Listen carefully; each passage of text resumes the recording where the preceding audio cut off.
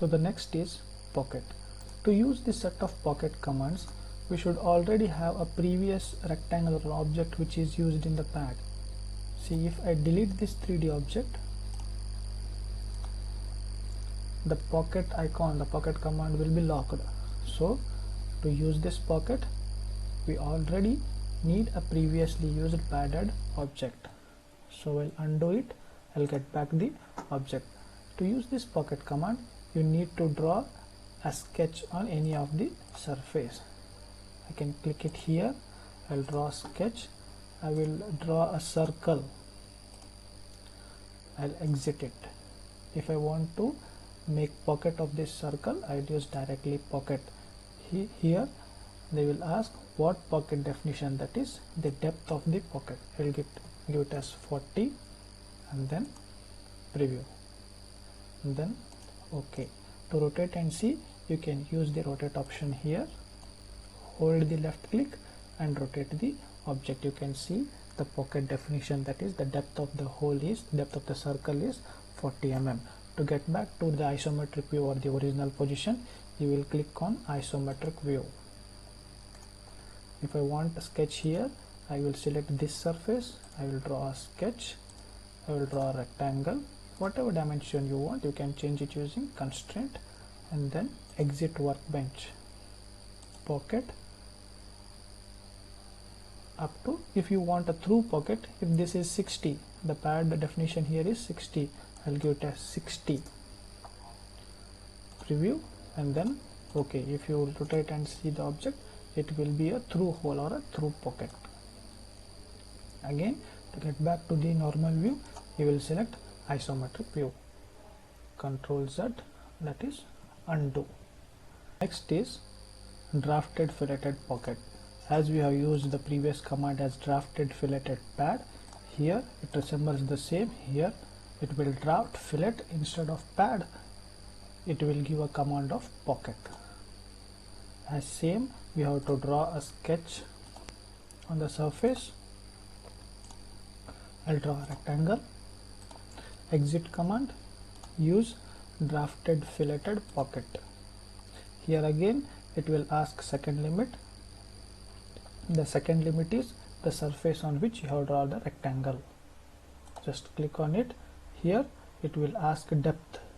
I'll give it as 40.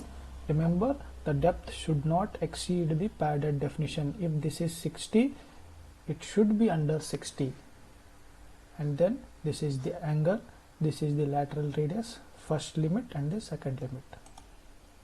So the pocket is drafted at an angle of 5 degrees inside and the edges are filleted and then it is pocketed. So altogether it is drafted filleted pocket. You can change the angle by 10 degrees. As soon as I click preview, it will be changed here. I'll click preview, so it is 10. Lateral radius is the side edge.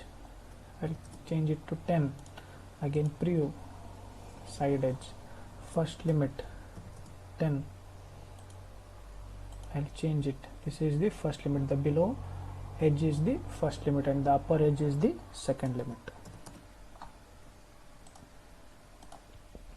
And then OK. After clicking OK, if you want to change, you can double click here on draft. You can change the angle. If you double click on the edge fillet one, you can change the side edges radius. You can, if you double click on the edge fillet 2, this will be the bottom edge. If you double click on the edge fillet 3, you can change the upper edge. So this is the pocket, that is drafted filleted pocket. I will undo it and get back to the padded definition. Next is multi-pocket. As we have seen multi-pad, you will see multi-pocket. In multi-pocket, you will draw different pockets with different depths. I will draw sketch here. I will draw 3 sketches: circle, a rectangle, and then I will draw a ellipse. exit. If I use direct pocket, all these three sketches will be of the same depth. If I want different depths, I will use multi-pocket. Again, you'll select number 1 extrusion domain. The selected rectangle will turn blue. You give the depth here 20. Don't press enter or OK. Select this second one. You will give it as 30. I'll give this as 10. After all, you will press preview to see the depth. To rotate it, you'll just click rotate and hold the left click of the mouse and then rotate it to see the depth, whether it is correct or not. To get back to again the original normal view, you will click isometric loop. This is all about the sets used in the Pocket.